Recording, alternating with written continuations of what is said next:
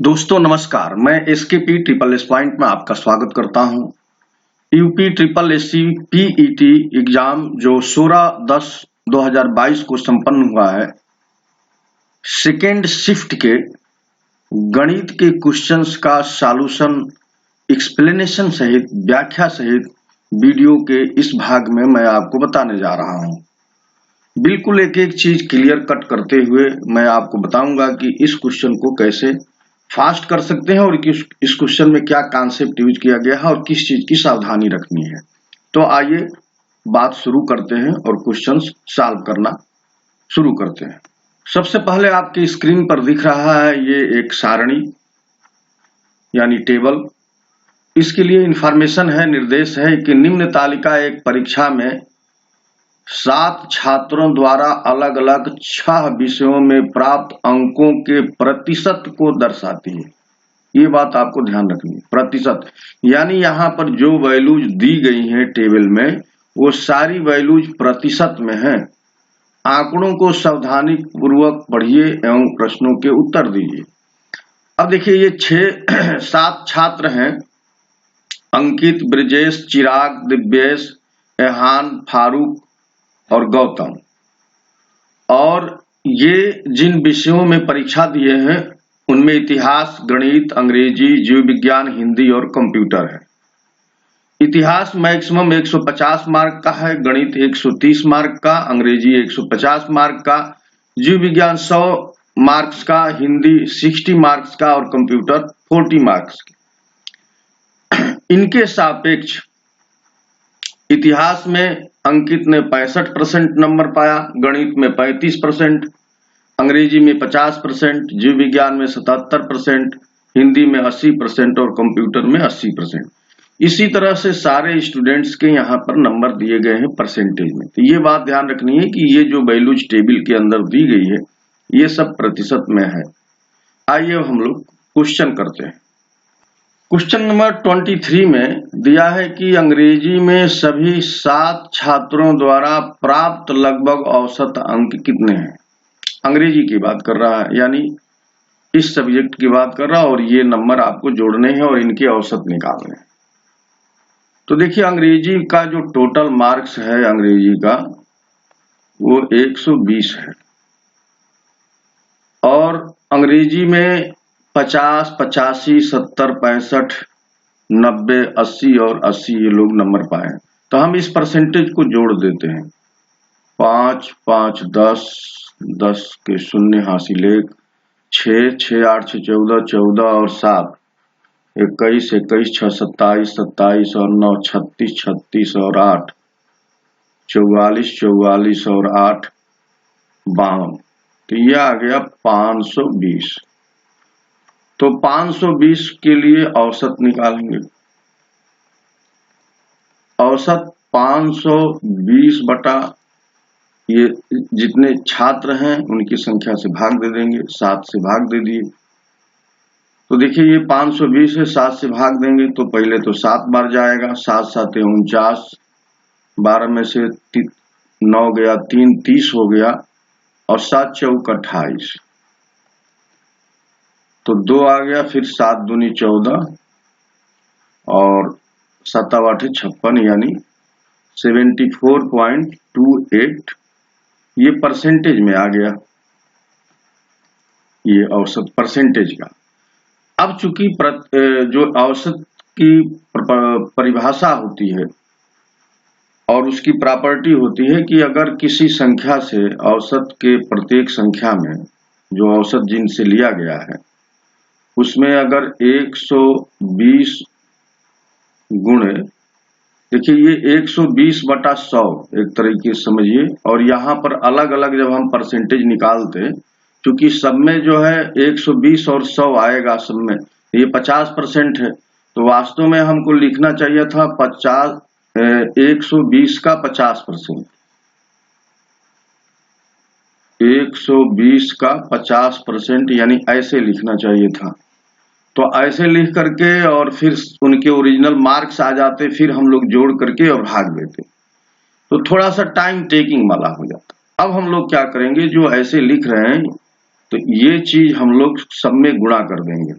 यानी ये जो आंसर आया है, अगर हम इसमें 120/100 का गुणा कर देंगे तो हमको ओरिजिनल आंसर मिल जाएगा, क्योंकि ये एवरेज की प्रॉपर्टी होती है कि अगर किसी प्रत्येक पद में यानी प्रत्येक ऑब्जर्वेशन में किसी खास नंबर से गुणा या भाग किया जाए या जोड़ा जाए तो वो उसके औसत में भी वही परिवर्तन, उसी तरह का परिवर्तन कर दिया जाता है। तो यहाँ पर हम लोगों को क्या करना है कि ये जो औसत आया है, इस औसत में यानी 74.28 आया है, इसमें 120/100 कर देना है और 100 कर देना है, उसके बाद हमारा काम बन जाएगा। तो देखिए, ये अगर दशमलव हम हटाना चाहें तो 7428 गुणे 120 बटा में 2 अंक के दशमलव हटाए हैं तो नीचे अब 10,000 हो जाएगा। और अब इसे जब हम सॉल्व करेंगे, इसमें 12 का गुणा करके और 10,000 से भाग देंगे तो हमारे पास जो आंसर आ जाएगा वो 89.14, ये हमारा औसत आ गया। और ये 89 यानी ऑप्शन सी के बराबर है।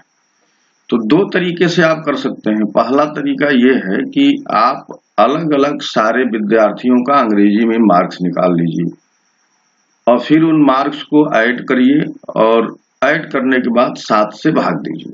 जैसे मान लीजिए कि अंकित का 120 में 50% पाया है, तो जो अंकित है इसका नंबर जो है 120 का 50% यानी 60 नंबर होगा।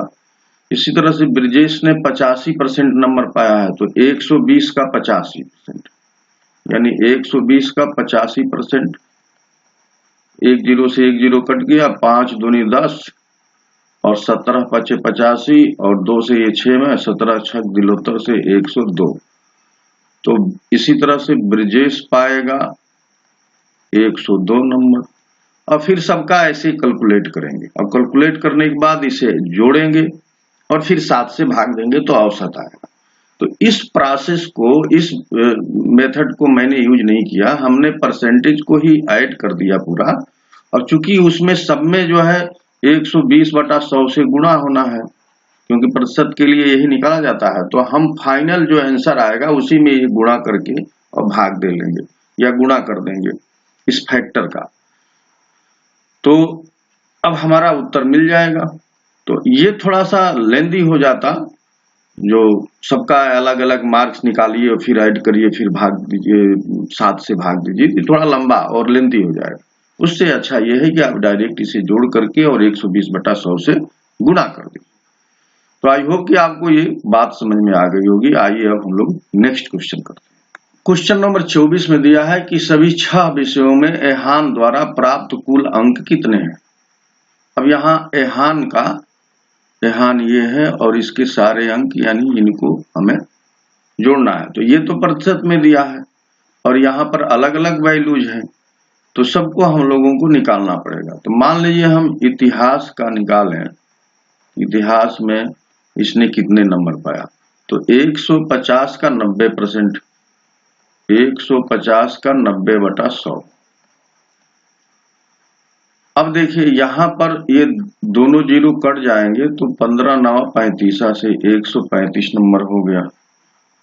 इसी तरह से गणित का हम कैलकुलेट करेंगे, तो गणित में 130 है, 130 का 50% यानी 65% नंबर आ गया। तो जो आसानी से निकल जाएगा उसे ऐसे निकाल लेंगे। 130 का आधा 50%, 120 का 90% 108 हो जाएगा। अंग्रेजी में इसको कुल नंबर मिल जाएंगे 108। जीव विज्ञान में 60%, तो ये 60% वैसे ही जुड़ जाएगा, यानी 60 नंबर 100 में 60, तो 60% भी हुआ और 60 नंबर भी हुआ। हिंदी में 60 में वो 70 पाया है, यानी 60 गुणे 70/100, तो 7 6 42, हिंदी में उसे 42 नंबर मिले, 42 नंबर हिंदी में उसे। इसी तरह से कंप्यूटर में उसे 80 नंबर मिला है, तो इसका जब परसेंटेज में से कैलकुलेट करेंगे तो ये 32 आ जाएगा। तो कंप्यूटर में उसे मिल गया 32 नंबर। अब सबको ऐड कर लें तो 5 5 10, 10 8 18, 18 2 20, 2 22, 2 हासिल, 3 और 2 5, 6 5 11, 11 6 17 और 4 21, 21 3 24 की 4 हासिल, 2 2 1 3। तो ये 2 1 3 1 4 हो जाएगा। तो ये नंबर पा गया 442। तो एहान सभी 6 विषयों में 442 नंबर पाया और ये ऑप्शन बी सही है। तो इस तरह से उसके यहाँ पर जो मैक्सिमम मार्क्स दिए हैं और वो परसेंटेज कितना कितना परसेंट पाया है उसकी मदद से हम लोग यहाँ उसके आंसर लिख लेंगे और सबको ऐड कर दिया। आइए नेक्स्ट क्वेश्चन करते हैं। देखिए यहाँ पर दिया है कि निम्न में से किस विषय में कुल प्रतिशत न्यूनतम है। यानी यहाँ पर जो परसेंटेज वैल्यू दी गई है प्रतिशत में, उसमें से सबसे न्यूनतम किसका है।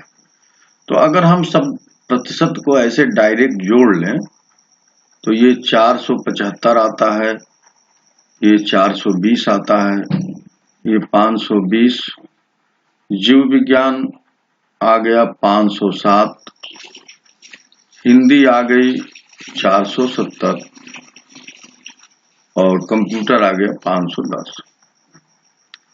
ये इनके परसेंटेज वैल्यू है। अब इसमें जो है देखिए सबसे कम जो वैल्यू है वो गणित की आ रही है। जब हम एक सब्जेक्ट का निकालेंगे तो जैसे ये गणित का निकाल लिए तो इसको चाहे तो यहाँ पर आराम से देख सकते हैं कि यहाँ जो हम लोग ऐड किए हैं वो सबसे कम गणित का ही है। तो ये कुल प्रतिशत न्यूनतम जो है गणित में ही मिला है। तो इसका आंसर हो गया गणित। आइए नेक्स्ट क्वेश्चन करते हैं। क्वेश्चन नंबर 26 में दिया है कि ब्रजेश का कुल प्रतिशत लगभग कितना है। ब्रजेश का, तो ब्रजेश देखिए ये है, इसके ये सारे मार्क्स हैं। तो हमको पहले अलग अलग मार्क्स निकालने होंगे। 150 का 80%, 130 का 65%, इसी तरह से सबका अलग अलग हमको निकालना होगा और सबको ऐड करके, और ये जो टोटल मार्क्स हैं इनको हम ऐड करेंगे तो ये टोटल 600 मार्क्स के पेपर है। अब इस 600 में इस प्रतिशत के हिसाब से ब्रजेश कितना नंबर पाएगा। तो इतिहास में अगर उसकी नंबर की बात करें तो 150 में 80% नंबर पाया है। तो 150 का 80%, 150 गुणे 80/100, 2 जीरो कट गए, 15 आठम 20 से, यानी 120 नंबर हो गए उसके। इसी तरह से गणित में उसने नंबर पाया 65%। तो 130 का 65%, 130 गुणे 65/100। तो यहाँ पर 130 गुणे 65/100, एक जीरो से एक जीरो कट गया। अब यहाँ पर 13 पाँचे 65 और 5 दूना 10, 13 का गुणा हो जाएगा 169/2। ये नंबर उसका आ गया। और इसको हम लोग भाग देंगे तो 2 8 16, 2 चौके 8 और 2 5 10, ये 84.5% नंबर पा रहा है। फिर अंग्रेजी में देख लेते हैं, अंग्रेजी में कितना नंबर पाए। तो अंग्रेजी में 120 में 85%। तो 120 का 85% निकाल लेंगे। एक जीरो से कट गया, 5 दूनी 10 और 17 पाँचे 85 और 2 छक 12 और 17 छक दिलोत्तर से, यानी 102 नंबर।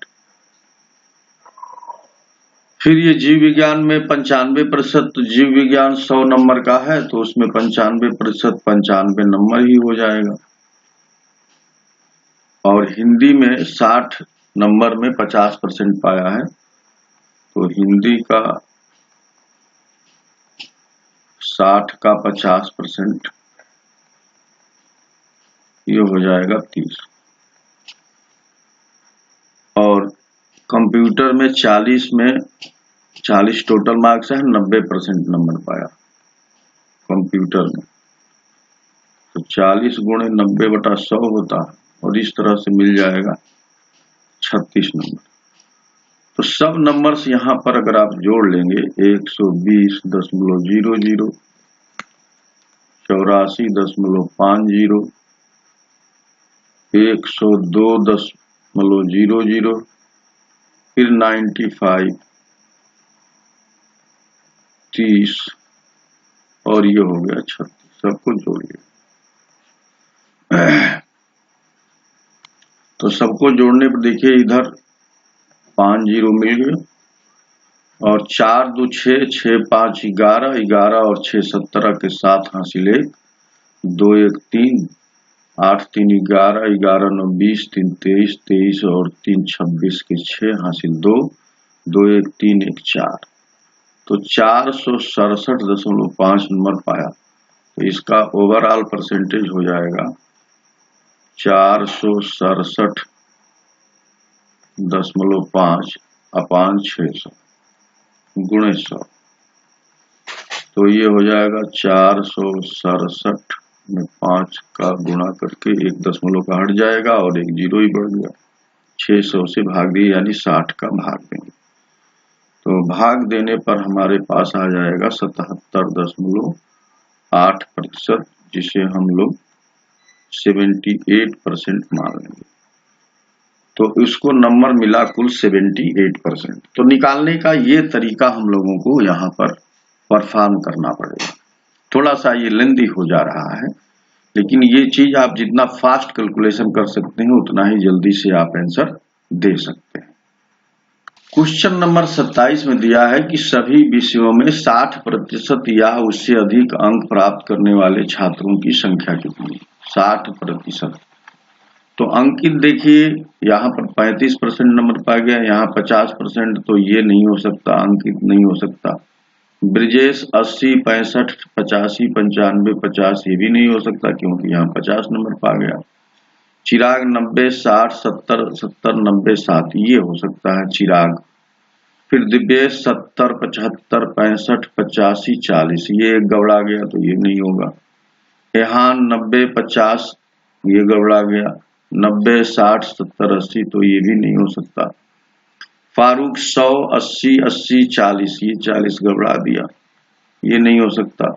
गौतम 80, 65, 80, 80, 60, 60 ये हो सकता है। तो दो ऐसे स्टूडेंट हैं जिन्होंने 60 या 60 से एबव परसेंटेज पाए, तो इसका आंसर हो जाएगा 2। और वो कौन कौन है देखिए, एक तो चिराग है और दूसरा है गौतम। तो चिराग और गौतम ने दोनों ने 60% से एबव नंबर पाए, 60% से एबव नंबर सब विषयों में, एबव 60%। आइए नेक्स्ट क्वेश्चन करते हैं। क्वेश्चन नंबर 28 से 32 तक में दिया है कि निम्न तालिका का सावधानी पूर्वक अध्ययन कीजिए और प्रश्नों के उत्तर दीजिए। पूर्व के वर्षों में एक्स कंपनी द्वारा, कंपनी का नाम है एक्स, कंपनी द्वारा 1000 में, यानी ये जो वैल्यू दी गई है वो सब 1000 में है, 5 प्रकार के कारों का ए बी सी डी और ई की संख्या के आंकड़े नीचे दिए गए। तो ये 5 प्रकार के कार निर्मित करती है एक्स नाम की कंपनी। उसके पास कार के जो मॉडल हैं वो ए है, बी है, सी है, डी है और ये है। अलग अलग वर्ष हैं। 2016 में ए मॉडल के 230 और इसमें 1000 का गुणा कर दिया जाएगा, क्योंकि ये सारी वैल्यू 1000 में दी है, यानी 1000 जो भी वैल्यू इसमें 1000 का और गुणा कर देंगे तो ये सही वैल्यू आपको मिलेगी। क्योंकि ये संख्या बहुत बड़ी हो जाती है, 1000 का 3 0 और लिखते तो ज्यादा स्थान घेरता। इसको कम करने के लिए यहाँ पर 1000 लिख दिया गया है और बाकी वैल्यू ये 3 अंकों में दी गई। आइए इस पर बेस्ड क्वेश्चन करते हैं। अब क्वेश्चन नंबर 28 में कह रहा है कि वर्ष 2016 और 2021 तक कार ए के उत्पादन में अनुमानित वृद्धि कितने प्रतिशत की थी? तो भाई 2016 और 2021 की बात कर रहा है। 2016 में यानी कार ए 2016 में 230,000 बनाती थी, यानी 230 गुणे 1000, तो वो 1000 वाला गुणा करने की जरूरत नहीं पड़ेगी। और 2021 में वो कितना बना रही है, तो 255 बना रही है, यानी 255,000 का। अब ये कितना अधिक है, तो 55 में से 30 निकाल दीजिए तो 5 हो गया, और 5 में से 3 गया, तो ये 25,000 वैल्यू अधिक है, यानी 25,000 अधिक बना रही। पूछ रहे हैं परसेंटेज कितना होगा, कितना परसेंट अनुमानित वृद्धि आ रही है। तो वृद्धि निकालने के लिए क्या यूज करते हैं भाई, 25 की वृद्धि हो रही है 230 पर, तो अगर 100 की बात होती तो कितना होता, तो देखिए 1 0 से 1 0 काट दीजिए, ये 250 में 23 का भाग देंगे तो ये नियर अबाउट आ जाएगा 10.87%। और इसका ये उत्तर हो गया ऑप्शन डी, 10.87%। आइए नेक्स्ट क्वेश्चन करते हैं। क्वेश्चन नंबर 29 में कह रहा है कि पिछले वर्ष में किस प्रकार की कार के उत्पादन में सतत वृद्धि दर्ज की गई है। पिछले वर्षों में किस प्रकार सतत वृद्धि का मतलब ये हुआ कि जैसे 2016 है तो ये वृद्धि लगातार बढ़ती हुई दिखे। पिछले किस वर्षों में, यहां पर तो देखिए 230 के बाद 200 ये घट गई, जबकि वृद्धि नहीं हो रही है, तो ये उत्तर ही नहीं हो सकता। 2017 में 240 के बाद 220 आ गई, 228 फिर 165, ये भी नहीं हो सकता। 250 के बाद इसे बढ़ना चाहिए, तो ये भी नहीं हो रहा, किसी मॉडल में कोई बढ़ोतरी नहीं। पिछले वर्ष में किस प्रकार की कार के उत्पादन में सतत वृद्धि दर्ज की गई है, तो आप ऐसे भी देख सकते हैं 230 240, देखिए ये गड़बड़ हो गया। इसको ऐसे ही देखिए, मॉडल के बारे में पूछ रहा है किस प्रकार की कार के उत्पादन में, तो जो हम लोग ये हॉरिजॉन्टल चल रहे थे वो सही नहीं था, ये वर्टिकल चली। किस प्रकार के, तो यहाँ प्रकार कार के दिए गए, तो 230 के बाद 240 फिर 250 260 फिर यहाँ 230 हो गया, तो ये ब्रेक हो रहा है, ये नहीं होगा। 200 फिर 220 215, देखिए यहाँ घट गई, यहाँ भी घट गई 135, ये भी नहीं होगा। 125 228 212 230 228 के बाद 212 हो गया, फिर 212 के इधर तो सही चला है, 230 240 250, लेकिन यहाँ पर 228 के बाद 212 हो गया, तो ये भी नहीं हो सकता।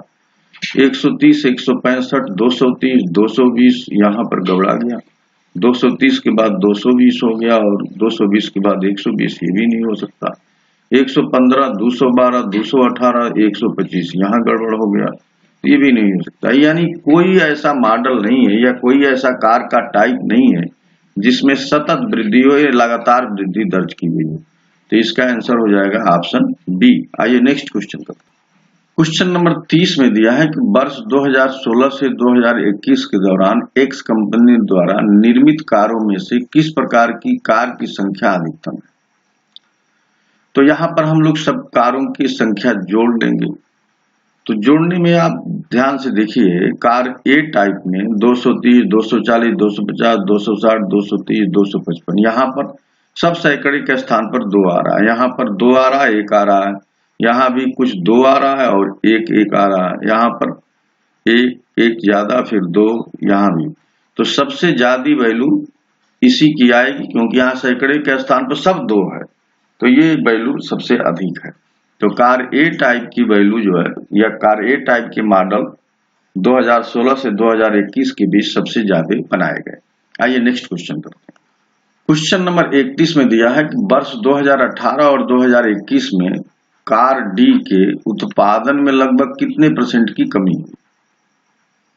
तो 2018 में देख लेंगे, कार डी की बात हो रही है, तो 2018 यानी 230 निर्मित हो रहा था, और 2021 में, तो 2018 में 230 निर्मित हो रहा था और 2021 में ये 220 हो गया, यानी यहाँ पर 30 से 20 यानी 10 की कमी हो गई। ये 10 की कमी 2018 से 2000 के उत्पादन में लगभग 230 के सापेक्ष हो रही है। तो यहाँ पर परसेंटेज कमी निकालेंगे, 10 की कमी हो गई है, 10 की कमी हो गई है 230 पर, तो 100 पर कितना होता, ये कट गया। अब 100 में 23 से आप भाग देंगे तो ये आ जाएगा आपका 4.35% के। तो 4.35% यानी ऑप्शन सी सही है। आइए नेक्स्ट क्वेश्चन करते हैं। क्वेश्चन 32 में दिया है कि वर्ष 2016 में कार ई का उत्पादन वर्ष 2019 में कार बी के उत्पादन का लगभग कितने प्रतिशत था। तो यहाँ पर 2016 में कार ई का उत्पादन की तुलना 2019 में कार बी के उत्पादन की से हो रही है। तो 2016 में कार ई कितना उत्पादित हो रहा था, तो 2016 ये है, और कार ई की बात हो रही है तो 115,000 इसका उत्पादन था। अब 2019 में मॉडल बी की बात करते हैं तो 2019 ये है और मॉडल बी ये 215। तो कह रहे हैं कि 215 यानी 2019 में जो मॉडल बन रहा था इसके सापेक्ष यानी इसका कितना प्रतिशत 115 है। तो प्रतिशत ऐसे ही निकालते हैं, 215 में 115 कितना प्रतिशत है, यानी 115 215 का कितना प्रतिशत है, तो 115/215 गुणे 100। और इसे जब हम लोग सॉल्व कर लेंगे तो ये आ जाएगा लगभग 53.5%। तो ये ऑप्शन बी सही हो रहा है। आइए नेक्स्ट क्वेश्चन करते हैं। नेक्स्ट क्वेश्चन यानी 33 से 37 तक एक पाई चार्ट दिया गया है, पाई डायग्राम दिया गया है, और इसमें लिखा है कि एक पुस्तक के प्रकाशन में किए गए खर्च का प्रतिशत विवरण दिया गया है। प्रतिशत वितरण यहाँ पर दर्शाता है। तो यहाँ पर जो वैल्यू लिखी गई है देखिए, ये 5% है, ये 5% है, ये 20% है, ये 15% है, ये 25% है और ये 30% है। इन सबको आप जोड़ेंगे, अगर यहाँ से जोड़ना शुरू करिए, मान लीजिए तो ये 5%, 5 में 30 जोड़ना है, फिर ये 25 जोड़ना है, 25 के बाद ये 15, 15 के बाद ये 20, 20 के बाद ये 5। देखिए 5 5 10, 5 15, 5 20, 0 2 आएगा, 2 और 3 5, 2 7, 1 8, 2 10। तो ये सब 100% में डिस्ट्रीब्यूट है और सबके यहाँ वैल्यूज सब अलग अलग दी गई हैं कि एक अगर किताब बनानी है, किताब छपवानी है तो क्या क्या लागत लगेगी। प्रमोशन कास्ट 5% रखा गया है, कागज की लागत 30% है, मुद्रण लागत यानी उसकी प्रिंटिंग में 25% खर्च हो रहा है, जिल्दसाजी लागत 15% है, रॉयल्टी 20% है, रॉयल्टी भी देनी पड़ेगी जिससे किताब है, और परिवहन लागत 5% है, और संवर्धन यानी ये। अब इस पर बेस्ड जो क्वेश्चन पूछे गए हैं उनको हम लोग सॉल्व करते हैं। क्वेश्चन नंबर 33 में पूछा गया है कि संवर्धन लागत पर किए गए खर्च के अनुरूप खंड सेक्टर का केंद्रीय कोण क्या है। संवर्धन लागत ये 5% है और इस पर कोण पूछ रहा है, तो ऐसे निकालेंगे भाई 100% को 360 डिग्री में बांटा गया है, यानी 100% को 360 डिग्री ले लिया गया, तो इसमें 5% किसके बराबर होगा, तो ये कोण में आ जाएगा। तो 5 गुणे 360 बटा में 100, 1 0 से 1 0 काट दिए, 5 से ये 2 बार में 2, 5 दूनी 10 और 2 से ये 18 बार में कट गया, 18 डिग्री एंगल हो गया। यानी अगर इसका केंद्रीय कोण पूछेंगे तो ये 18 डिग्री का बनेगा, यानी ऑप्शन ए सही है। आइए नेक्स्ट क्वेश्चन। अब यहाँ पर देखिए क्वेश्चन नंबर 34 में पूछा गया है कि पुस्तक का मूल्य लागत मूल्य से 20% ऊपर अंकित किया गया है। जो भी पुस्तक पर लागत लगी है उस पर 20% एक्स्ट्रा रह करके उस पर प्रिंटिंग दी गई है।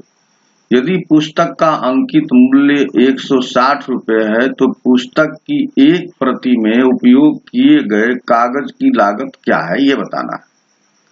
देखिए, अगर मान लीजिए कि पुस्तक की जो कास्ट प्राइस है वो हम 100 मान लेते हैं, तो जो हमारा मार्क प्राइस होगा यानी जो किताब पर दाम अंकित होगा उसमें 20% बढ़ाकर यानी 100 में 20 बढ़ा देंगे, ये हो जाएगा 120 रुपया।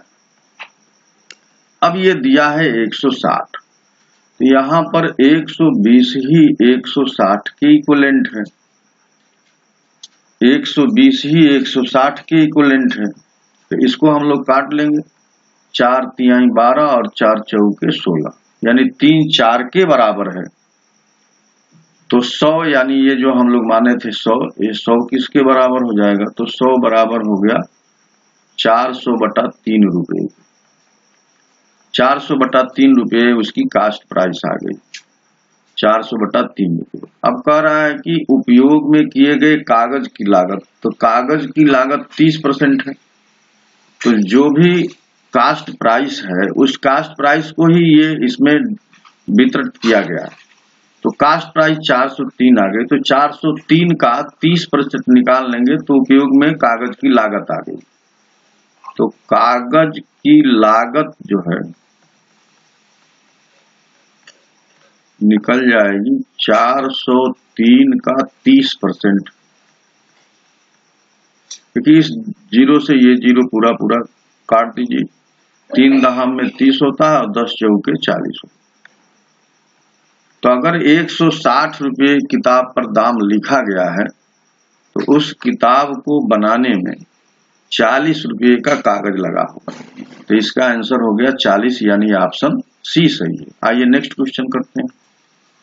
क्वेश्चन नंबर 35 में दिया है कि यदि 5200 प्रतियों का प्रकाशन किया गया, 5200, और उसकी परिवहन लागत की राशि 80,500 है, तो पुस्तक की अनुमानित विक्रय कीमत क्या होनी चाहिए ताकि प्रकाशक को 25% लाभ अर्जित कर सके। तो यहां पर परिवहन की लागत दे दिया है, तो परिवहन पर कुल 5% का खर्च है, तो ये जो 5% है वो 80,500 के बराबर है। ये बात हम लोगों को यहां समझनी होगी। ये 5% जो है 80,500 के इक्विवेलेंट है, तो 100% की वैल्यू निकालनी है। 100% क्या है, यही किताब की कास्ट प्राइस है, यानी उस पर कितनी कास्ट आई वो बता देगा 100%। तो 100 गुणे 80 5 गुणे 100 लिख दिया हमने जानबूझ के। इस 80,500 को 805 गुणे 100 लिख दिया ताकि ये 5 से आसानी से काटा जा सके, बटा 5। तो ये हम काट दिए 20 से। अब ये हो गया 2000, 805 गुणे 2000। इसको अभी ऐसे ही रहने देते हैं। तो ये रुपया आ गया, ये 5200 प्रतियों का ये खर्च आ गया, 100%, 5200 प्रतियों का खर्च आ गया। अब कह रहा है कि इस पर 125% हमको दाम लिखना होगा, 25% लाभ इस पर लेना है। तो लाभ जब इस पर लिया जाएगा 805 गुणे 2000 गुणे 125 बटा में 100, तो ये लाभ लेने के बाद ये अंकित मूल्य आएगा। तो ये 2 जीरो काट दीजिए। अब हमारे पास आ गया 805 गुणे 20 गुणे 125, ये आ गई वैल्यू। अब ये 5200 प्रतियों का दाम आ गया जो अंकित मूल्य आएगा। तो एक का अंकित मूल्य क्या होगा, तो एक किताब का अंकित मूल्य निकालने के लिए एक किताब का अंकित मूल्य क्या होना चाहिए, इसमें 5200 से भाग दे देंगे। तो 805 गुणे 20 गुणे 125 बटा में 5200, और 5200 को 52 गुणे 100 लिख लेंगे। तो ये 100 से काटना आसान रहेगा। देखिए 20 से ये 5 बार में कट गया, 20 पचे 100 और 5 से ये कट गया, 25 पचे 125 तो ऊपर 25 हो गया, और 52 से ये 805 में भाग दिया जाएगा। तो ये भाग देने के बाद जो है हमको मिलेगा 387.02 रुपया, ये भाग गुणा करने के बाद। तो ये आप देखेंगे कि क्या ऐसा ऑप्शन है, तो ये ऑप्शन ए है। तो एक किताब पर जो मूल्य प्रिंट किया जाएगा वो 387 रुपया 2 पैसा अंकित करेंगे, तब प्रकाशक को 25% का लाभ होगा कास्ट प्राइस निकालने के बाद। आइए अब नेक्स्ट क्वेश्चन पर। क्वेश्चन नंबर 36 में दिया है कि पुस्तक की रॉयल्टी मुद्रण लागत से कितना प्रतिशत कम है। तो भाई रॉयल्टी पर देख लिया जाता है कि क्या पोजीशन है, और मुद्रण लागत से कितना प्रतिशत कम है। तो रॉयल्टी पर 20%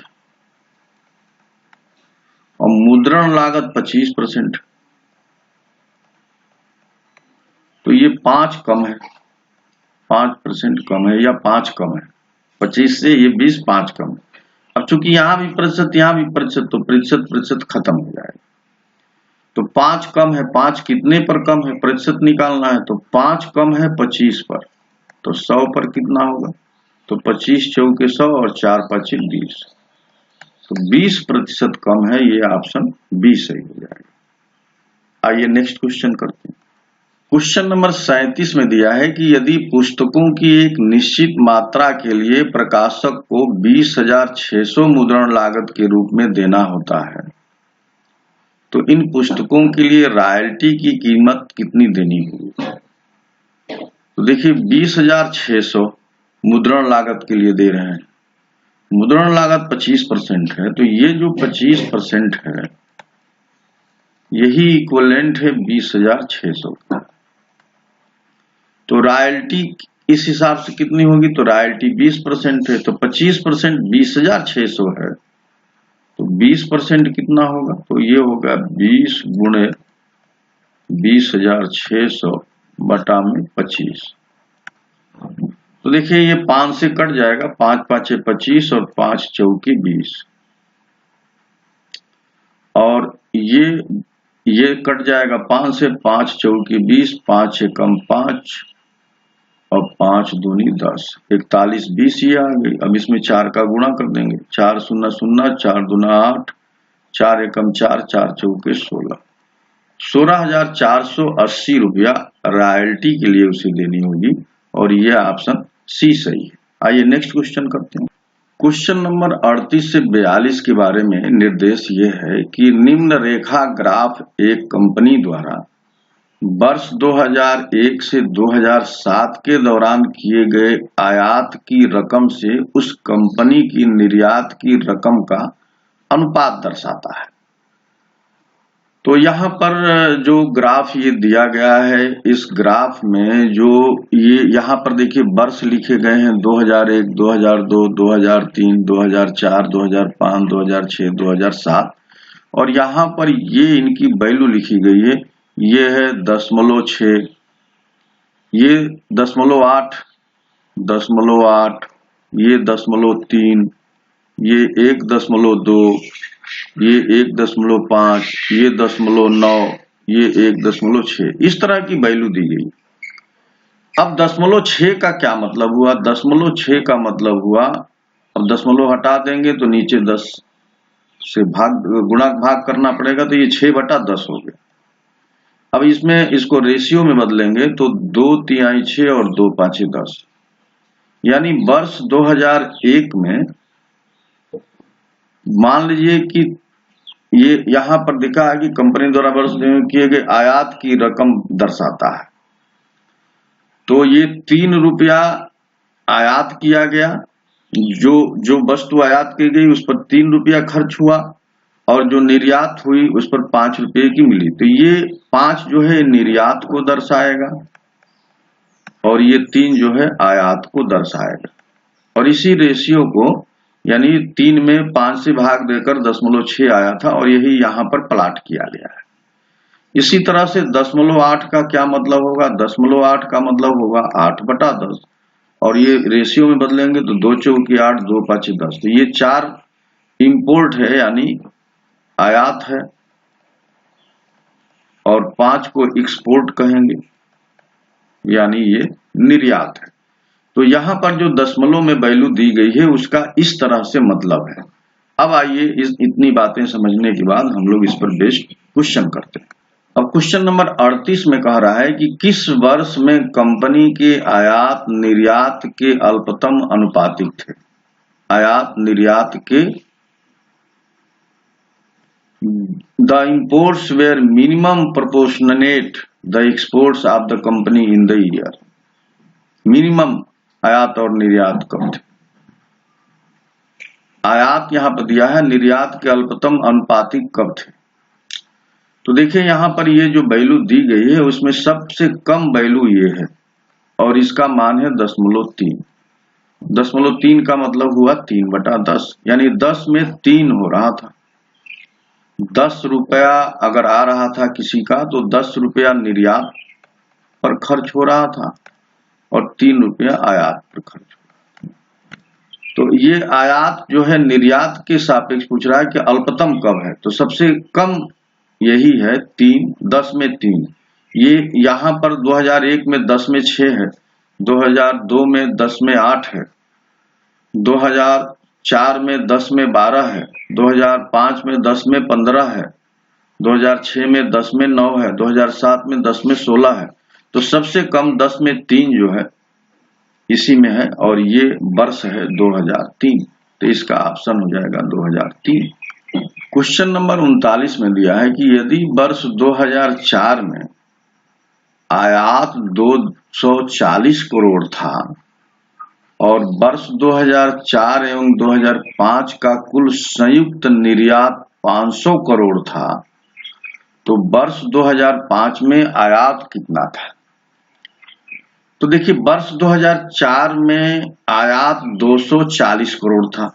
2004 यानी इस वर्ष को लेना है और इस वर्ष को लेना है। 2004 में ये रेशियो दर्शा रहा है यानी 1.2 और 1.2 का मतलब हुआ 12/10 और 12/10 का मतलब हुआ 2 × 6 = 12, 2 5 10 और ये जो 6 है यही 240 करोड़ के बराबर है। तो 6 240 करोड़ के बराबर तो 1 की वैल्यू हो जाएगी 6 चौके 24 40 करोड़। तो 5 की कितनी वैल्यू होगी? 5 × 40 यानी होगी 4 5 20 यानी 200 करोड़। तो निर्यात आ गया 2004 में निर्यात पता चल गया कि ये 200 करोड़ का हो रहा था। अब यहाँ पर दिया है कि 2004 एवं 2005 का कुल संयुक्त निर्यात 500 करोड़ था। तो 2004 और 2005 का जो कुल निर्यात है वो 500 करोड़ का था। तो 2004 में 200 करोड़ का निर्यात हुआ तो 2005 में कितना निर्यात होगा? तो 2005 का निर्यात 500 करोड़ में से 200 करोड़ घटा देंगे तो 300 करोड़ का निर्यात वो 2005 में होगा। तो 2005 का जो निर्यात है वो आ गया 2005 में वो 300 करोड़ का निर्यात करेगा। और आयात कितना होगा? तो 2005 में आयात पूछ रहा है तो निर्यात पता चल गया। तो 2005 में 1.5 है, 1.5 इसका मतलब हुआ है 15/10। इसको रेशियो में बदलेंगे तो 5 × 15 5 दूनी 10। ये जो 2 है ये दिया है कि 2 300 करोड़ के बराबर है। ये निर्यात है और आयात हमको निकालना है। तो 2 300 के बराबर है तो 1 150 के बराबर होगा। तो 3 कितने के बराबर होगा? तो 3 में 150 का गुणा कर देंगे तो 15 × 45 यानी 450 करोड़ का आयात किया गया। तो ये ऑप्शन बी सही हो गया। 450 करोड़ का आयात 2005 में किया गया था। तो आप आपको अगर ये बात नहीं समझ में आई है तो दोबारा वीडियो देखिएगा। 1.2 को हम लोग 12/10 लिख रहे हैं, इसको रेशियो में बदल लिए 6/5 हो गया। 6 की वैल्यू दिया है 240 करोड़, तो 5 की वैल्यू आ गई 200 करोड़। अब ये 2004 में निर्यात 200 करोड़ का था और 2004 और 2005 का निर्यात मिलके 500 करोड़ था, तो 2005 में निर्यात आ गया 300 करोड़ का। अब 2005 का रेशियो जो दिया है 1.5, यानी इसको हम लोग 3/2 में कर लिए। अब 2 300 करोड़ के इक्विवेलेंट है, तो 3 कितने के बराबर होगा? 450 करोड़ के। ये बात हो गई। अब आइए नेक्स्ट क्वेश्चन करते हैं। क्वेश्चन नंबर 40 में देखिए कि ये दे रहा है कि यदि 2002 में कंपनी का आयात 260 करोड़ था 2002 में, तो 2002 में कंपनी का निर्यात कितना था? तो 2002 ये है और ये इसकी अनुपातिक वैल्यू है, तो 0.8 का मतलब हुआ 8/10 और इसको रेशियो में बदलेंगे 2 चौके 8, 2 5 10। अब यहाँ आयात दिया है, यानी ये जो 4 है ये इक्विवेलेंट है 260 करोड़ की, तो हमको 5 की वैल्यू निकालनी है। तो 5 कितने का हो जाएगा? तो 5 गुणे 260, 5 गुणे 260 बटा में 4। अब 4 से इसे काट देंगे, 4 छक्के 24 और 4 पाँचे 20, ये 65 आ गया। अब 65 में 5 का गुणा करेंगे, 5 पाँचे 25, 5 छक्के 30, 2 32, यानी 325 करोड़ रुपया आ गया। तो 2002 में कंपनी का जो निर्यात था वो 325 करोड़ का था, यानी ऑप्शन डी सही है। आइए नेक्स्ट क्वेश्चन करते हैं। क्वेश्चन नंबर 41 में दिया है कि दिए गए वर्षों में से कितने वर्षों में निर्यात आयात से अधिक था? जो निर्यात है वो आयात से अधिक था, कितने वर्षों? तो यहां पर देखिए 0.6 है, तो यहाँ ये 6/10 हो गई, या 2/3 6 और 2 5 10, तो ये आयात है और ये निर्यात है। पूछ रहा है निर्यात जो है आयात से अधिक था, तो जहां जहां पर देखिए यहाँ पर आयात जो है निर्यात से कम है, यहाँ पर आयात निर्यात से कम है, यहाँ पर आयात निर्यात से कम है और यहाँ पर आयात निर्यात से कम है। तो कितने वर्ष ऐसे हैं? तो 2001 में, 2002 में, 2003 में और 2006 में, ये कुल 4 सिचुएशन ऐसी हो रही है जहां पर आयात निर्यात से कम है, तो ये ऑप्शन बी सही हो गया। आइए नेक्स्ट क्वेश्चन नंबर 42 में दिया है कि 2003 से 2004 तक आयात में कितने प्रतिशत की वृद्धि हुई? तो 2003 का ये डाटा है 0.3 और इसको लिख सकते हैं 3/10, तो यहां पर ये आयात को दर्शा रहा है और ये रेशियो है, और 2004 ये है और इसमें 1.2 है, तो 1.2 को लिख सकते हैं 12/10। अब देखिए यहां पर ये चूंकि रेशियो में बातें हो रही हैं, 2 6 12, 2 5 10, यहां पर आयात का रेशियो 6 है 5 के सापेक्ष और 5 निर्यात है, यहाँ पर आयात 3 है और 10 निर्यात है। तो चूंकि एक्चुअल वैल्यू नहीं मालूम है तो हम उसका प्रतिशत नहीं निकाल पाएंगे, क्योंकि ये जो अनुपात है वो अलग अलग वैल्यूज के अनुपात सेम हो सकता है। इसका मतलब समझ लीजिए, जैसे मान लीजिए कि हमने 20/60 लिख दिया, तो ये वास्तव में 1/3 है, देखिए 0 0 कट जाएगा और 2 3 6। अब इसी को हम लोग 40/120 लिख सकते हैं, इसी को हम लोग 50/150 लिख सकते हैं, तो ये अलग अलग वैल्यू आएगी और सबका अनुपात 1/3 ही है। तो यहां से एक्चुअल वैल्यू जो रेशियो होता है वो एक्चुअल वैल्यू नहीं देता, तो हम एग्जैक्ट कैलकुलेट नहीं कर पाएंगे कि कितने प्रतिशत की वृद्धि हुई, इसलिए ये डेटा पर्याप्त नहीं है। ऑप्शन बी सही। आइए नेक्स्ट क्वेश्चन करते हैं। अब क्वेश्चन नंबर 72 में ये दिया है 6.25 6.25 माइनस 2.23 एक ब्रैकेट में है, फिर ये गुणा है 3.35 माइनस 2.23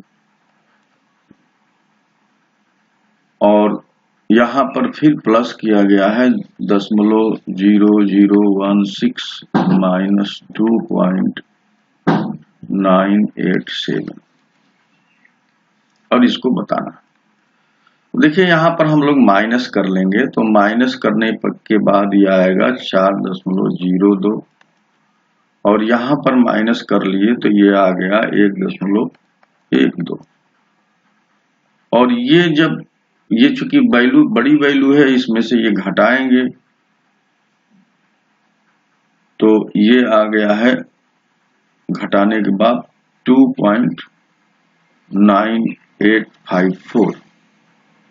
तो यहाँ पर देखिए 2.9870 है, इसमें से 0.016 माइनस कर दीजिए तो 10 में से 6 गया, ये 4 आ गया, यहाँ बचा 6 में से 1 गया, ये 5, ये बचा 8, ये 9 और ये हुआ तो ये माइनस में आ जाएगा तो 2.9854 हो गया। अब इनका हम गुणा करेंगे तो गुणा करने पर हमको मिल गया है 4.5024 और इसमें से 2.9854 माइनस हो जाएगा तो ये आ जाएगा 1.5170 और ये ऑप्शन सी सही हो रहा है। तो ये थोड़ा सा कैलकुलेटिव था और इसमें कोई नई बात नहीं थी। क्वेश्चन नंबर 73 में है कि किसान विकास पत्र में मनोज की बचत का 1/3 हिस्सा पब्लिक प्रोविडेंट फंड में उसकी बचत के आधे के बराबर है। यदि मनोज के पास कुल बचत के 1,50,000 हैं तो उसने पब्लिक प्रोविडेंट फंड में कितनी बचत की। देखिए ये मनोज हैं और ये दो तरीके की बचत इनके पास आ गई। किसान विकास पत्र तो हम के मान लेते हैं तो इसमें इनकी बचत का 1/3 यानी K/3 जो भी इनकी बचत है उसका 1/3 किसान विकास पत्र में है और पब्लिक प्रोविडेंट फंड यानी P में 1/2 के ये बराबर है। तो किसान विकास पत्र में जो उनकी बचत का 1/3 प्रोविडेंट फंड की बचत के 1/2 यानी आधे के बराबर यहाँ पर खुदकार है। तो इसे हम रेशियो में बदल लेंगे तो K संबंधी 5 बराबर हो जाएगा ये 3 संबंधी 2। ये रेशियो में ऐसे बदल गया, K संबंधी ये P होगा, K संबंधी P यानी किसान विकास पत्र और प्रोविडेंट फंड का रेशियो आ गया 3 संबंधी 2। इनको जोड़ेंगे तो ये 5 आ गया। ये 5 इक्विवेलेंट है 1,50,000। तो पूछ रहा है कि उसने पब्लिक प्रोविडेंट फंड में कितने की बचत की। तो पब्लिक प्रोविडेंट फंड 2 है तो 5 देखिए 5 इक्विवेलेंट आ गया 1,50,000 के। तो 1 कितने के बराबर होगा तो 5 तिहाई 15 और 1 30,000 के बराबर आ गया। यहाँ 5 से कट गया तो 1 30,000 के बराबर हो गया। और 2 की वैल्यू निकालनी है। 2 की क्यों निकालनी है कि 2 हमारा प्रोविडेंट फंड का रेशियो आया है। तो 2 की वैल्यू क्या हो गई 2 गुणे 30,000 और ये आपको दे देगा 60,000। तो प्रोविडेंट फंड में उन्होंने 60,000 रुपया निवेश किया है। आइए नेक्स्ट क्वेश्चन करते हैं। क्वेश्चन नंबर 74 में दिया है कि 7 क्रमिक संख्याओं का औसत 20 है तो इन संख्याओं में सबसे बड़ी संख्या क्या है। यानी क्रमिक संख्या जब भी रहेगी, हालांकि यहाँ संख्या के बारे में उसे दे देना चाहिए कि ये नेचुरल नंबर है कि क्या है, फिर भी अगर 20 दिया है तो हम नेचुरल नंबर ही मानते हैं। तो 20 एवरेज है तो 20 बीचों बीच में होता है क्रमिक जो भी संख्या होगी। तो इसके 3 संख्या इधर होगी और 3 संख्या इधर होगी। 3 3 6 और बीच वाला ये 7 होता है। तो चूंकि ये क्रमिक संख्याएं हैं तो 20 के बाद यहाँ 21 आएगा, 21 के बाद 22 और 22 के बाद 23, तो सबसे बड़ी संख्या हो जाएगी 23। तो ऑप्शन सी सही। आइए नेक्स्ट क्वेश्चन करते हैं। नेक्स्ट क्वेश्चन ये एक बार और पहले दिन यानी 15 तारीख को फर्स्ट शिफ्ट में ये क्वेश्चन आ चुका है, लेकिन यहाँ पर माइनस था। तो √9 + 4 √5 इसको हम लोग लिख सकते हैं तो √5 का स्क्वायर प्लस 2 का स्क्वायर प्लस 2 × 2 √5, ये बात इतनी लिख सकते हैं। और इसको हम लोग लिख सकते हैं √5 + 2 का होल स्क्वायर, और ये जब बाहर आएगा तो √5 + 2 हो, यही आंसर हुआ। तो √5 + 2, ये ऑप्शन नंबर ए सही है। आइए हम लोग नेक्स्ट क्वेश्चन करते हैं। क्वेश्चन नंबर 82 में ये दिया है कि ये इसे सरल करिए। तो ये देखिए ये 2 संख्याएं हैं और इनका योग दिया है, तो आपको ये समझना होगा a + b का होल स्क्वायर को क्या लिखते हैं, a² + b² - 2ab, और a - b के होल स्क्वायर को क्या लिखेंगे, a² + b² प्लस, यहां पर प्लस रहेगा, यहां पर -2ab। अब इनको देखिए बीच में यहाँ माइनस का चिन्ह लगना है, यानी इन्हें घटा दिए, तो घटा दिए तो यहाँ चिन्ह बदल जाएंगे और ये माइनस प्लस में हो जाएगा, तो ये कट जाएंगे और यहाँ आपको मिल जाएगा 4ab। तो ये हो जाएगा a + b का whole square minus a - b का होल स्क्वायर बराबर 4ab। अब यहाँ पर क्वेश्चन में a बराबर 76 है, b बराबर 84 है, 80 लिखी गई। तो ये जो ऊपर वाली बात लिखी गई है, ये वाली a + b का whole square minus a - b का होल स्क्वायर अपान यहाँ पर a b लिखा गया है। तो a + b का whole square minus a - b का होल स्क्वायर, इसकी वैल्यू आ जाएगी 4ab, और नीचे a b लिखा, तो a b कट गया, तो क्या आ गया 4। तो इसका आंसर हो जाएगा 4। हमने a को 76 और b को 84 मान लिया है। आइए नेक्स्ट क्वेश्चन करते हैं। तो फ्रेंड्स ये इस वीडियो का लास्ट क्वेश्चन था, यानी कुल टोटल 25 क्वेश्चंस हम लोगों ने मैथ के किए हैं। ये वीडियो, ये कैलकुलेशन कैसा लगा आपको जरूर कमेंट करके बताइएगा, और अभी तक आपने मेरा चैनल सब्सक्राइब नहीं किया है तो प्लीज सब्सक्राइब कर लीजिए और बेल आइकन को भी टच करिए ताकि आपको समय से नोटिफिकेशन मिल सके। मैं क्वेश्चंस को बिल्कुल एक्सप्लेन सहित आपको इसका सॉल्यूशन बताया हूं कि ताकि आपको कहीं कोई दिक्कत ना रह जाए, ठीक से इसे समझ लें, और इसे शॉर्ट में कैसे कर सकते हैं वो बात भी आप देखे हैं इस वीडियो में। तो आप मस्त रहिए, खुश रहिए। इन्हीं शुभकामनाओं के साथ मैं आपसे विदा लेता हूं। नमस्कार।